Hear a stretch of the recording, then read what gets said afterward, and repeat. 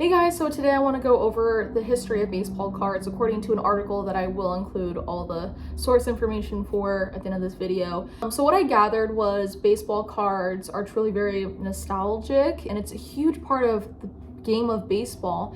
There are a lot of card collectors out there. I think a lot of trading of cards started with baseball, and today we see it with like other types of trading cards in other sports, but even also a lot of pop culture. So let's go over the brief history of what I found on baseball cards. At least for me, I started collecting cards as young as like 4 or 5 years old or something like that. As a kid, I would go to games and then my dad would buy cards for me.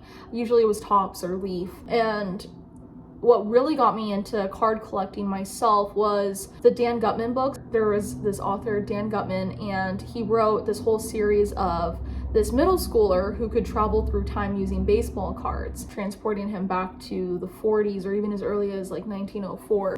So that's kind of what got me really into it. I don't have any gems quite like a T206 Honus Wagner card or anything quite like that, or even like a Mickey Mantle rookie card or something, but I do have a few of my own trophies. I used to have almost 300 cards. Yeah, 300. And I got rid of a lot of them because a lot of them are kind of junk cards and worth, unfortunately, like 2-3 cents, if that.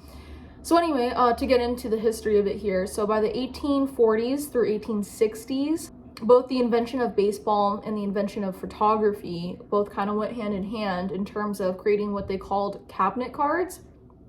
Cabinet cards were 4 to 6 inches wide, intended to put in cabinets. In the 1860s, it was Peck and Snyder. They were a sporting goods company and they produced the first modern baseball cards. They were invented specifically to trade, not to sell. Tobacco cards. So the tobacco card era was at the end of the 19th century and beginning of the 20th century.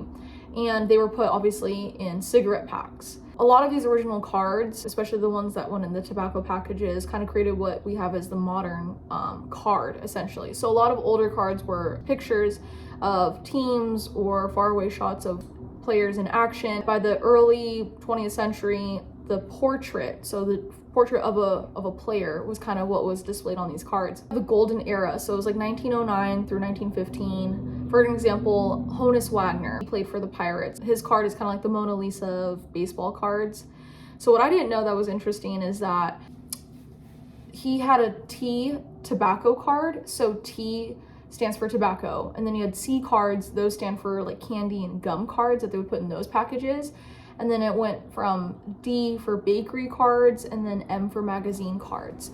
So where you would find these cards is kind of where the label, for example, like the T206 Honus Wagner card came from. In the 1930s, of course, because of the Great Depression, there were trouble selling tickets. That was kind of where nighttime baseball was born, and the All-Star game and widespread radio broadcasting. All of these entities kind of put in place to create a novelty, including selling baseball cards. So you had cards like, at the time, Babe Ruth, Lou Gehrig, Ted Williams, putting these gum cards and things like that to get fans kind of into the game a little bit more. By the 1940s, the card company Leaf, which is still in print today, they sold cards like Stan Musial, Yogi Berra, Jackie Robinson, Satchel Paige. This is kind of what started, I guess, the brands, like the brand names for some of these cards, creating these really valued rookie cards as well. By the 1950s, Topps, I think they started off as a gum company or something from what I had read. But either way, Topps created these cards to put in gum packages and things like that. They were originally apparently supposed to be a baseball themed card game.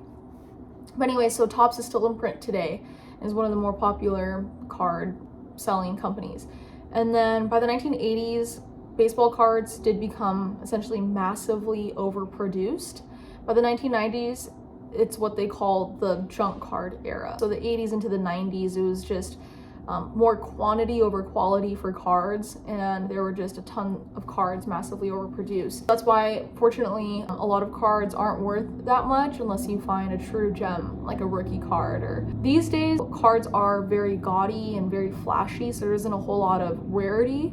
But at the same time, I expect that in a few years, a baseball card such as a rookie card for Derek Jeter or something would be worth just as much as a rookie year card for Mickey Mantle, for example. So we'll see.